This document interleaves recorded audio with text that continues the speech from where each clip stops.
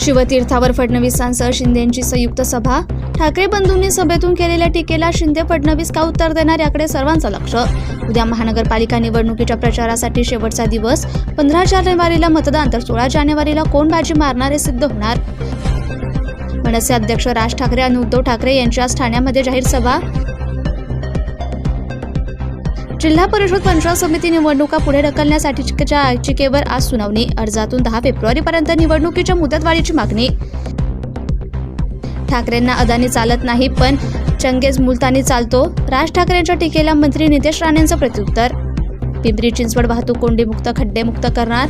दोन्ही राष्ट्रवादींच्या जाहीरनाम्यातून वादा घोषणा करायला आपल्या बापाचं काय जातं. अजित पवारांचे आश्वासन पूर्ण होणार नाहीत. फडणवीसांचं टीकास्त्र. फडणवीसांच्या टीकेची मी नोंद करून घेतली, मी करून दाखवेल. फडणवीसांच्या टीकेला अजित पवारांचे प्रत्युत्तर.